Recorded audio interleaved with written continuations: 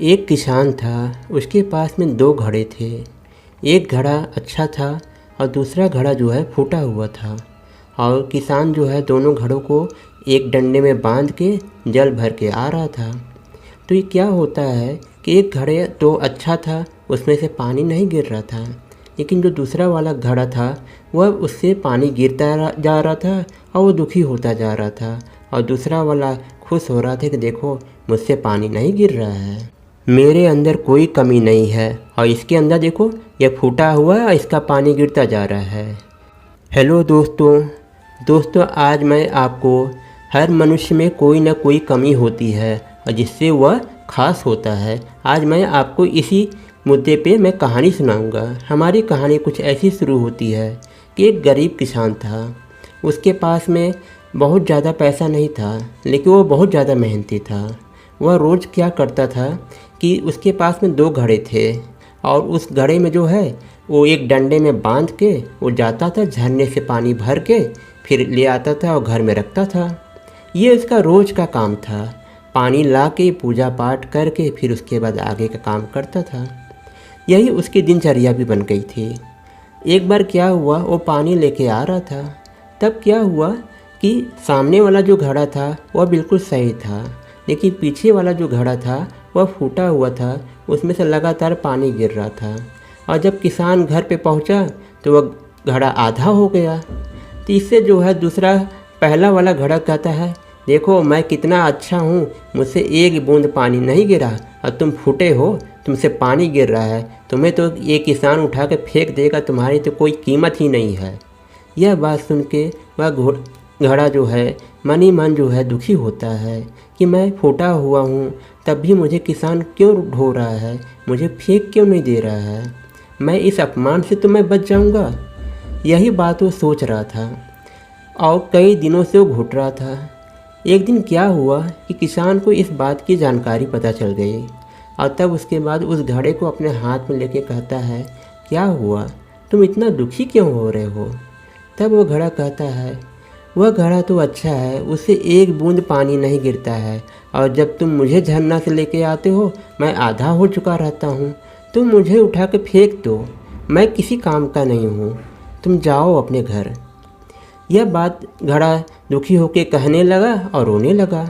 किसान मुस्कुरा के कहा, तुम बिल्कुल चिंता मत करो, कल हम लोग फिर चलेंगे झरना के पास में पानी भरने, और तुम रास्ते को बहुत ध्यान देना।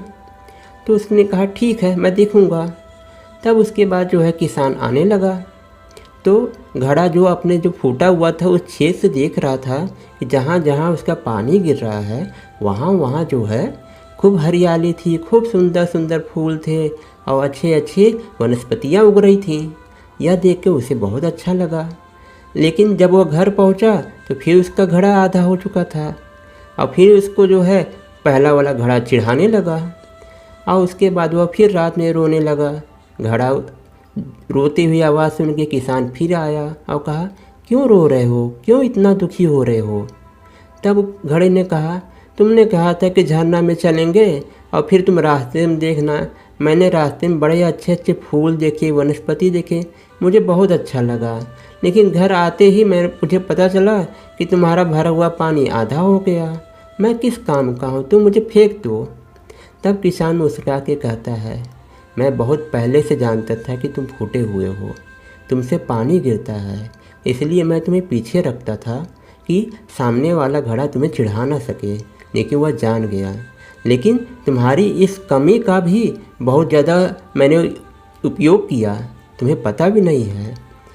मुझे जैसे पता चला कि तुम चू रहे हो तो मैंने क्या किया कि मैंने रास्ते में बीज लगा दिए, जिससे सुंदर सुंदर फूल गिरने लगे, अच्छे अच्छे वनस्पतियाँ उगने लगीं और हरियाली छाने लगी।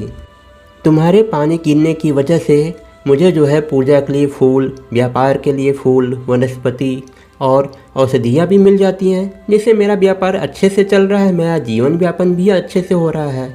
अब मुझे इससे अच्छा और क्या चाहिए तुमसे। यह बात सुन के उस घड़े को बहुत अच्छा लगा। कहा, मैं इतना उपयोगी हूँ, मैं तो अब तक अपने आप को सबसे बेकार समझ रहा था, लेकिन अब मैं अपने आप को सबसे बेकार नहीं समझूंगा। मुझ में छेद है तो क्या हुआ, मैं भी उपयोगी हूँ, मैं आपकी सेवा करता रहूँगा। इस तरीके से वह फूटा हुआ घड़ा भी खुश होने लगा। दोस्तों, हर एक मनुष्य में कोई ना कोई कमी होती है, लेकिन उस कमी की वजह से उसका जीवन समाप्त होना, ऐसी कल्पना भी उसे नहीं करनी चाहिए।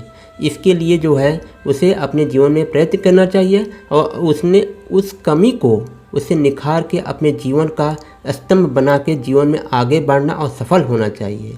इस तरीके से मेरी बात भी यहीं पे समाप्त हो जाती है। उम्मीद है दोस्तों आपको मेरी यह कहानी और बात दोनों ज़रूर पसंद आई होंगी। दोस्तों अगर पसंद आई हो मेरे इस वीडियो को ज़्यादा से ज़्यादा लाइक करें, शेयर करें और मेरे चैनल को ज़रूर सब्सक्राइब करें।